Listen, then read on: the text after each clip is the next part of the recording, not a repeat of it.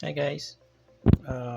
Okay, so naisipan kong gumawa ulit ng video ngayon kasi actually alis kami ngayon pero I guess I have a few minutes before we leave the house.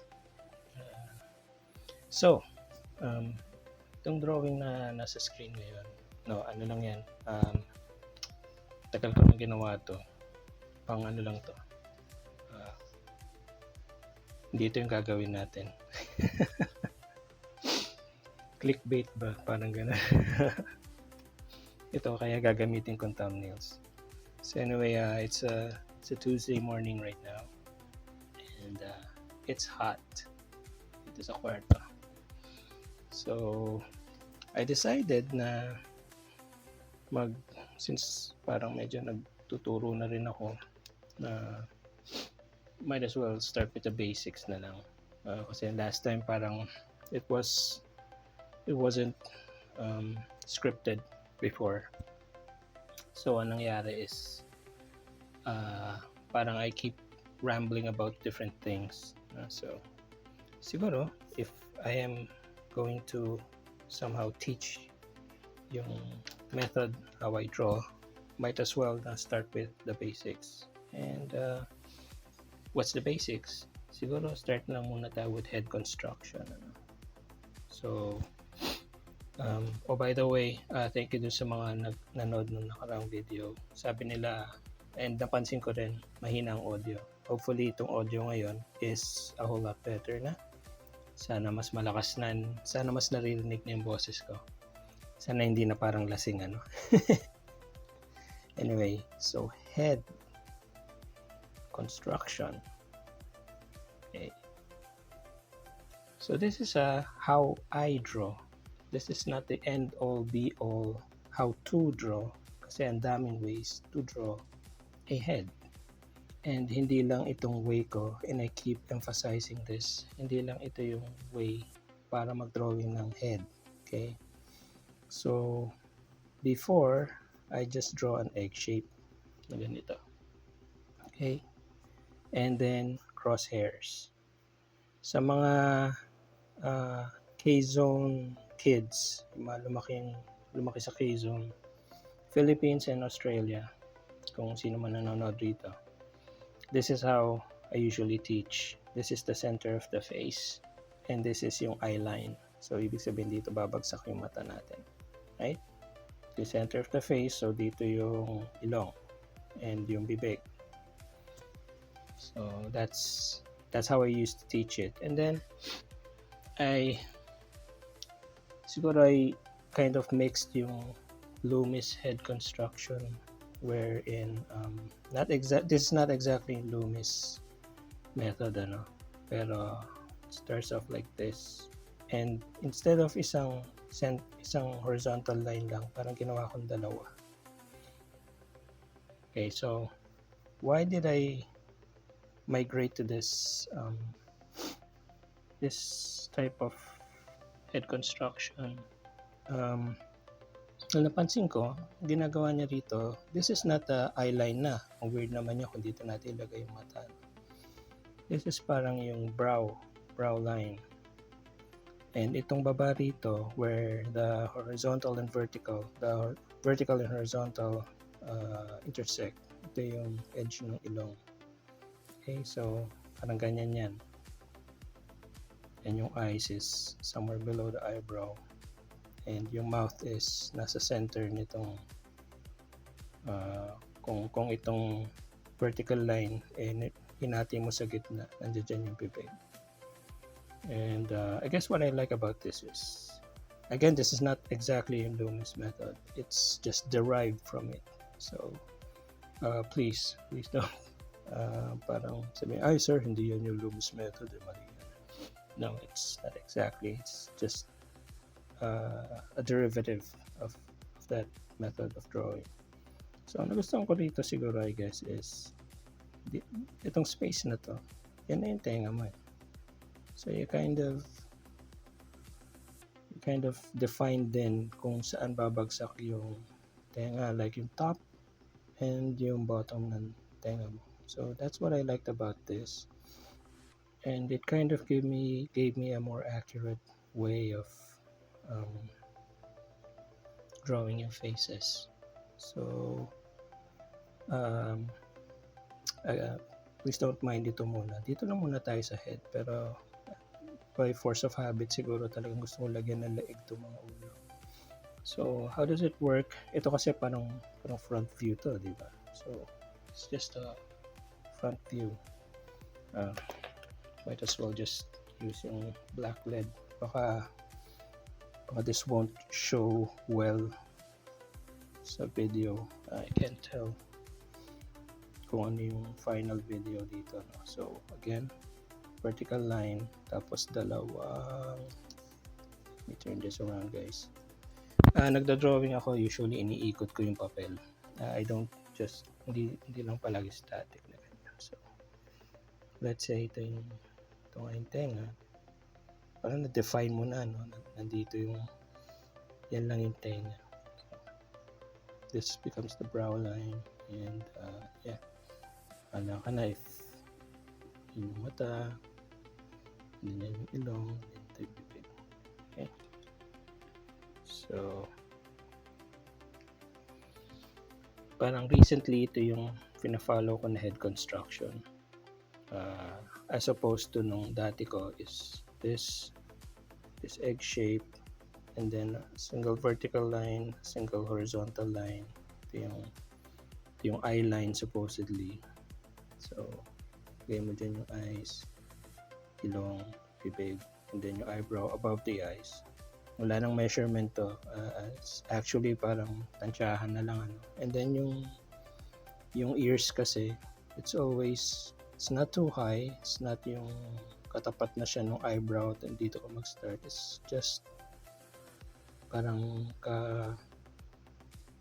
ka-level, parang height ng top ng eyes, and then just below dito mag-turn yung, ito yung sa panga, jawline. So yeah, that's it. And then medyo i-taper ko lang yung head dito kasi hindi naman pwedeng egg shape palagi yung ano. So anyway, that's how I do it. And then this is the old one, this is the new one, yung kung paano ko ginagawa yung head. So you can see in difference. You can take whatever kung saan kayo mas nadadalian. If you're in a hurry, nothing wrong with the old one, old style.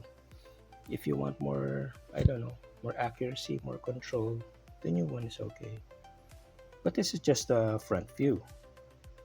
Right? So, sir, paano yung ano? Parang nagkaroon tayo ng free rent meme na paano, sir, kung medyo nakaharap sa dito?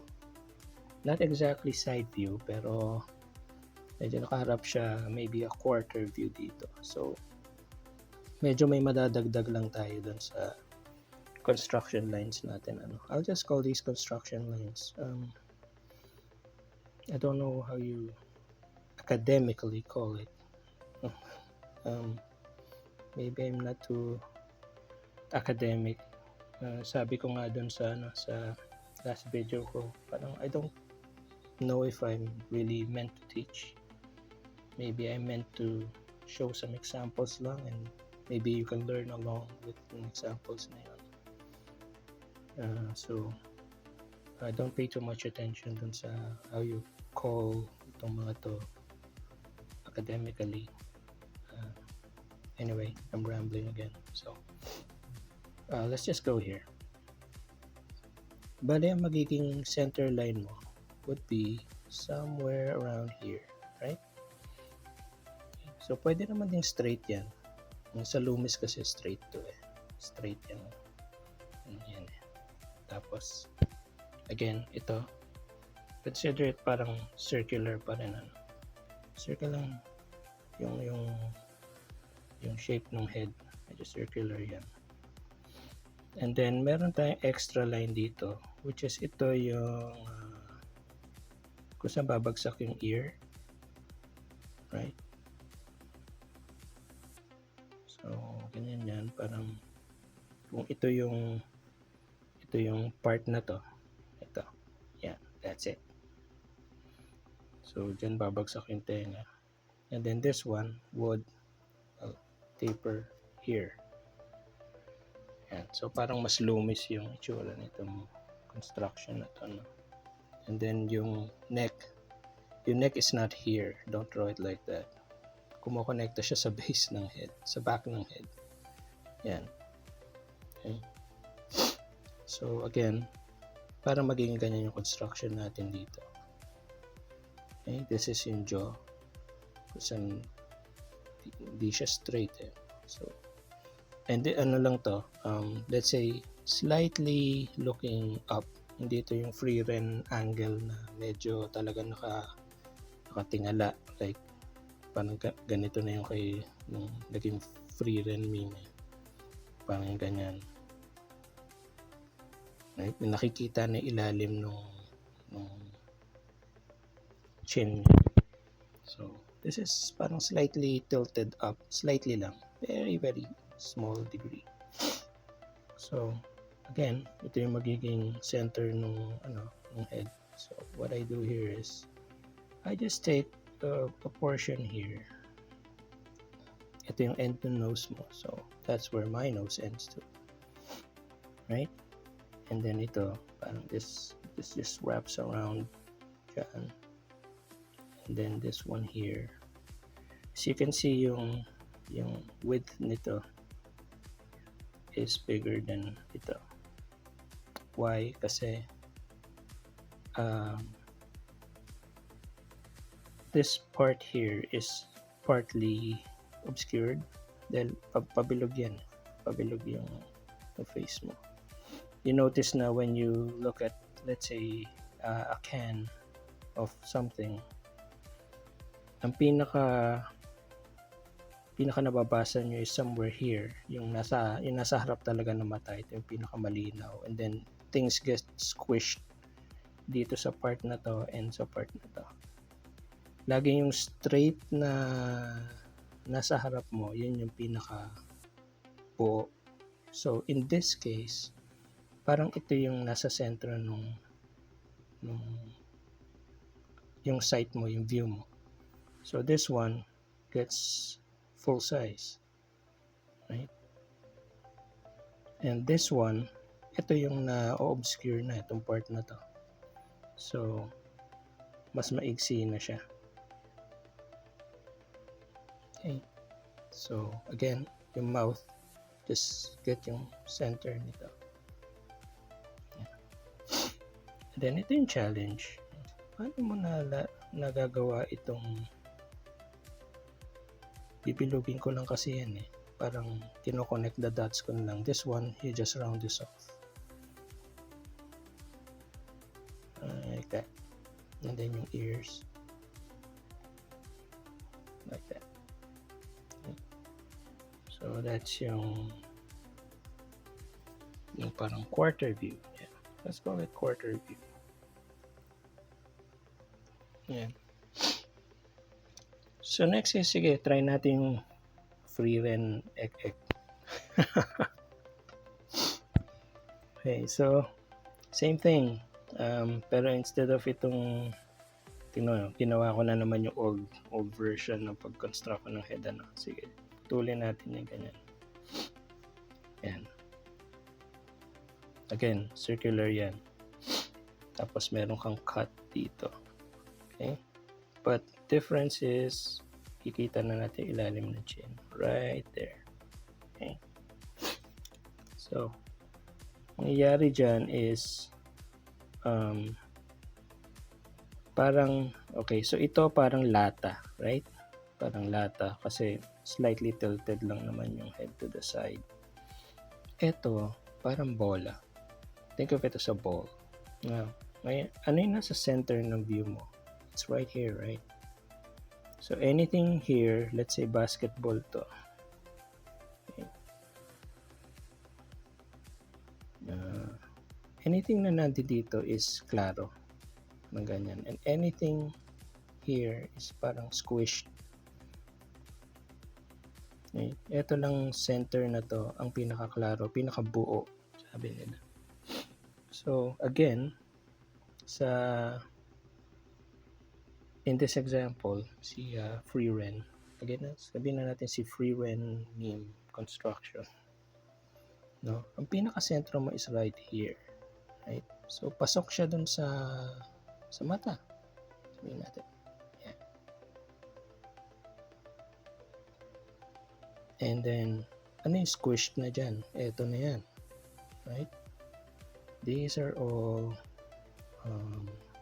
medyo pabilog. Actually, this one lang. This one, not so much kasi this is not exactly a ball. So, parang ang cut nito is still like that. Okay. So, again here, this is in center line. And end dito. Right? And then this one, as compared here, is still na obscure na nitong ilong. Hindi natin pwedeng talagang parang pagkasyahin yung mata dyan. Like, gusto ko talaga pakita itong matang to, then find a different angle. Kasi sa angulo na to, ma-obscure niya talaga yung part ng eye na nandito. Right? Ito buong buo yan. Then center nito is right here. Right? And then ito yung ear. And then we just I don't know, siguro ginagawa ko rito, as long as you know how the face curves, like kunwari, after yung eyebrow, lulubog yan dito. Hindi yan palabas or padiretso. Lulubog ka rito sa ilalim ng eyebrow. Between the eyebrow and the eye, palubog yan. And then yung pisngi, lalabas ulit siya rito. Right?